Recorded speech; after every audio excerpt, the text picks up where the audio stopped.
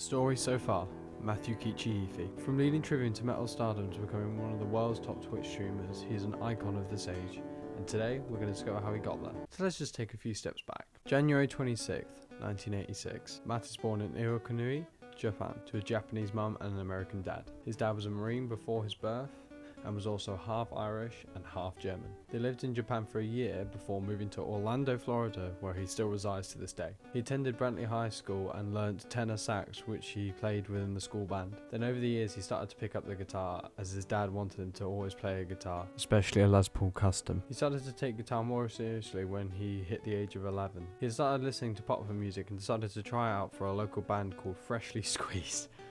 What a name. And in an episode of Wikipedia Fact or Fiction, he talks about this. 11 is 11? Yep, Okay. 11 is when I tried out for this band, and at the time they're called Freshly Squeezed. So the tryout song was Damn It by Blink-182. I thought I did great.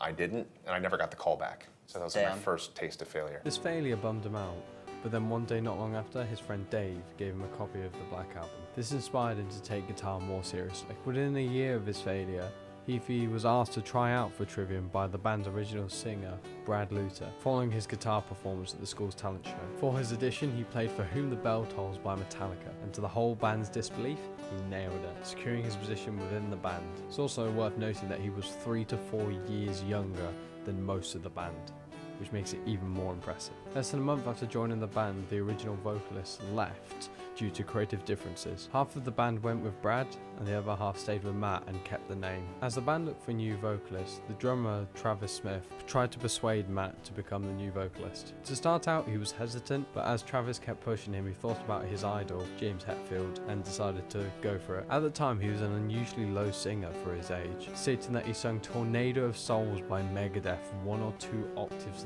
lower than the original key. But what was weird about mine is I could only sing low. So I was telling Dave Mustaine from Megadeth about this. We did a cover of Tornado of Souls when I was like 13. Okay. I had to sing the whole thing like 1 or 2 octaves below, so it sounds terrible. Jesus Christ.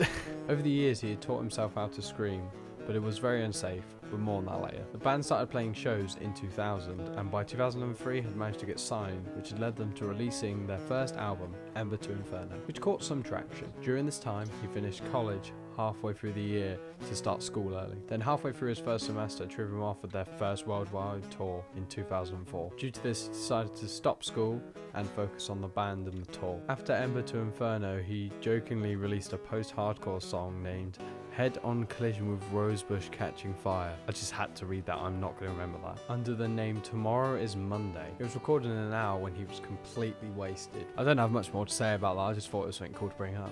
In 2005 they released their second album, my personal favourite, Ascendancy. This album led to exponential growth, leading them to perform at Download 2005. This year defined Trivium and grew them as an international behemoth, and they looked like they couldn't be stopped. All while Matt established himself as one of the best vocalists in the scene at the time. In 2006, Trivium toured the UK. They also played Download again in this year, where Jonathan Davis of Korn fell ill, so Matt ended up covering him. Over the next decade, Trivium and Matt went through some highs and some lows, with their third album, The Crusade, not gaining quite as much traction as they hoped. Then in the following year they toured both the UK and Ireland with Gojira, Annihilator and Sanctity. Sanctity? I don't know how to pronounce that. But then in 2008 they returned with Shogun, which is an awesome album that references a lot of Matt Heafy's Japanese heritage. Not long after this, he married his long-term girlfriend Ashley in 2010. In 2011 they released probably their most notorious album for anyone that's not like a massive Trivium fan. And if you're watching this, I'd assume you know which album I'm referring to. In Waves debuted at #1 on the Billboard Hard Rock charts despite a mixed critical reception, being their highest charting record to the date. In a quote from the time, Matt stated that there was a greater emphasis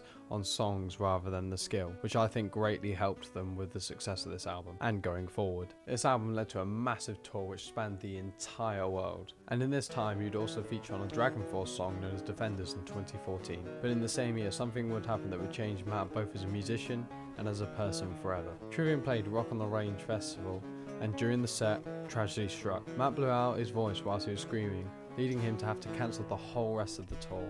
This had not only a massive impact on the band, but also on the crew, who missed out on months of work, and therefore income. This devastated him, and in this moment, he thought that was the end for him and Trivium. But then, a hero appeared. M Shadows of Avenged Sevenfold had experienced similar issues just before the City of Evil album, and when he heard about Matt's blowout, he reached out to him. He checked up on him and referred him to his vocal coach Ron Anderson, and was, from Matt's own words, the first person to reach out to him. With the help of Ron, he was able to rebuild his vocal cords and relearn both his screaming technique and his clean technique, as it was found that both of them were harmful. Over the years since, he has stated that this new scream technique is It's actually easier to do that than it is to speak. Due to this, within 2 years, he was able to start fully screaming on tour again. Over those 2 years, the lead guitarist, Corey, had to cover all of the screaming. But Ron and Shadows saved Matt's career, and without them, Matt wouldn't be the musician or the person he is today. During this time, they would release the album Silence in the Snow, which you could tell was not long after he'd bust his voice,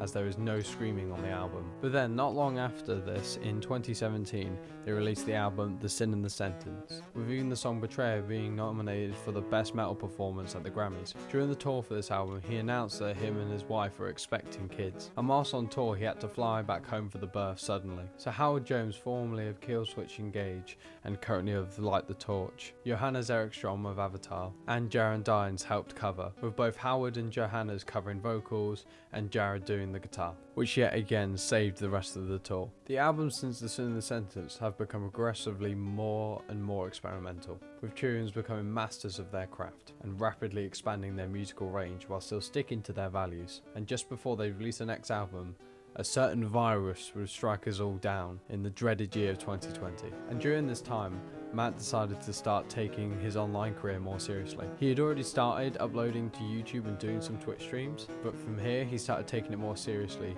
doing daily streams with anything from guitar clinics to gaming videos to playthroughs to anything. He even streamed some Brazilian Jiu-Jitsu and vocal warm-ups. This wide range of content enabled him to grow a massive audience quickly, and with him also having the popularity of being from Trivium. This also led him to collaborating with the aforementioned Jared Dines, who even released a 5-track EP with him. This hard work led to him becoming one of the biggest Twitch streamers, amassing over 244,000 followers on Twitch as of this recording. He also announced in April of this year that he will be releasing a children's book called Ibraki and Friends. This is a book about the stories of his Japanese heritage, told through the stories of Japanese monsters. That's well cool. During this time, they released the album What the Dead Men Say. This album yet again garnered great critical success and was praised for the guitar playing and overall instrumentation writing. Now, at the peak of his powers, they have released In the Court of the Dragon, which is arguably one of their best albums, showcasing their technical abilities while serving some incredible songs. And it also yet again has had a huge critical reception.